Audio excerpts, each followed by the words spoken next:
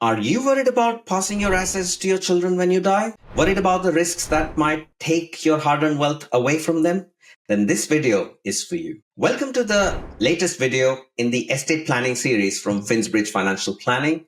Today we are going to talk to you about what risks apply, how you may protect against them, and how wills and trusts can be very useful tools to achieve your objectives. So before we go any further, please subscribe to our channel. The link is right there below. And stay tuned for more useful videos coming your way.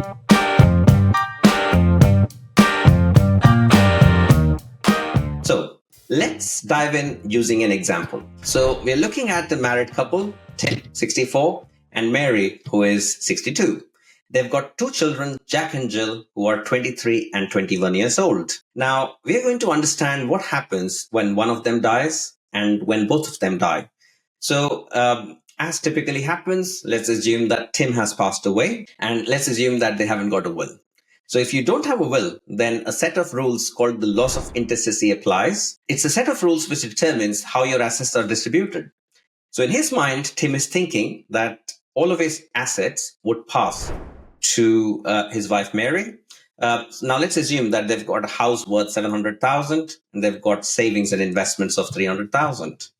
Now, the laws of intestacy state that the first $322,000 passes absolutely to Mary on Tim's death. So she's got $322,000, but the remainder is divided 50-50. Okay, that means that the children, Jack and Jill, are entitled to half of any wealth exceeding $322,000, which may well mean that if they want the money then and there, Tim has just died, Dad has died, we want our share. So Mary, poor old mother, sell the home and give us our money. You would think that no child will be cruel enough to do this to their mum, their old mum, but money does strange things to people. I've seen it happen. So what can you do to protect against this kind of risk? It is to have a will. So that brings us to basic planning, which absolutely anyone needs to have in place. And that is called having a will. A will is a statement of your wishes, and it is implemented by people that are called executors. Okay, so let's say Tim appoints Mary and the two children, Jack and Jill, as executors. So together, they will be responsible for implementing what Tim has stated as his wishes within the will. So typically, the solution used here is a mirror will, which means Tim says, on my death, everything goes to Mary, and vice versa. If Mary dies first, everything goes to Tim. So it takes care of the risk of the loss of intestacy and the main home being sold to pay the kids on first death. So that's all well and good. But there are many other risks which are still not protected against. And that brings us to the advanced planning. But before we go into that, let's understand what the risks actually are. The top three risks are divorce, creditor claims, and bankruptcy. So how do they work in practice? So let's say that Tim and Mary have both died and they have left assets according to a basic will. So $500,000 has gone to Jack and $500,000 has gone to Jill. Now, let's say that Jill is unfortunate enough to get divorced.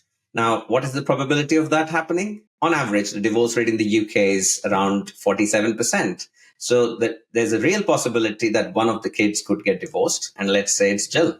So if Jill gets divorced, then half of her inheritance could go to her husband. Let's call him Jim. So if Jim wants 50% of everything that Jill has, including this inheritance, $250,000 of Tim and Mary's hard-earned wealth has ended up with somebody who they never wanted it to go to. They wanted to protect it for the bloodline.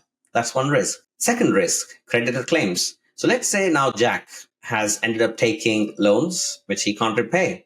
Now, that inheritance of $500,000 is part of his assets, and any creditors could make a claim against that. If he's unlucky enough to go bankrupt, then the trustee in bankruptcy could also take from these assets. So how can Tim and Mary ensure that the money is protected against all of these risks? The magic solution is called a trust.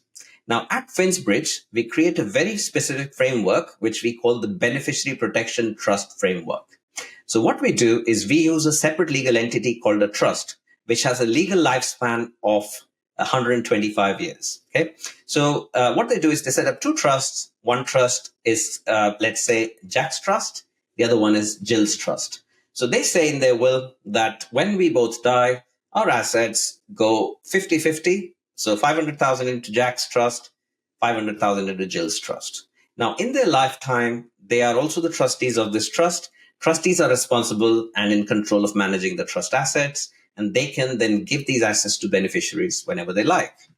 Now, the trick here is that when Jack and Jill want the money from these trusts, so let's say Tim and Mary have died and 500,000 has ended up going to these trusts, they can take the money out as a loan. Okay. And this loan is governed by a special loan agreement, which is drafted. It allows Jack and Jill to take a loan out of their own trusts, interest-free, keep it for life. It's an open-ended loan, and on their death, it's repayable back to the trust. That's how the loan agreement is structured. Now, what does that achieve in practice? Let's take an example. So let's say that Jack's trust has 500,000 and he wants 300,000 out of this trust. So the loan agreement is drawn up. So he takes this 300,000. He uses this money for whatever he likes, buying a house, paying off a mortgage, paying into his investments, pensions, whatever it might be. Okay. Could use it for the grandchildren's education. This is very close to a lot of our clients. You know, they want things to be done for their grandkids. So their kids might be okay, but they want the grandkids to be educated to get a really good start in life. So this 300,000 that's come in, it's paid for the grandkids' education, buying their property, whatever it might be. But let's say that there is a divorce. Okay. The spouse will not have any claim. So if Jill gets divorced and she's borrowed 300,000 from the trust, used it, that 300,000 cannot be claimed by the spouse. Okay. So that's 150,000 pounds protected in this instance. But if you look at the trust assets, it could be up to 250,000 protected out of the inheritance against the risk of divorce. The same protection applies if, let's say, Jack with his 500,000 ends up having a loan where 200,000 is owed. That money can't be touched. Okay. So we've protected against these key risks, divorce, creditor claims, bankruptcy. But there's a fourth risk, which is inheritance tax. Now, we haven't talked about inheritance tax for Tim and Mary. We'll talk about that in a separate video, which I'll put the link up there. So you can watch in detail how to protect your assets against inheritance tax. But what trusts do specifically is the inheritance that came down from Tim and Mary to Jack and Jill will eventually then pass to their children, their children's children, and so on. So with every passing generation, inheritance tax could apply to those assets. But because we have passed them on via trust, we've effectively got the money out of the trust net. So trusts are a fantastic solution.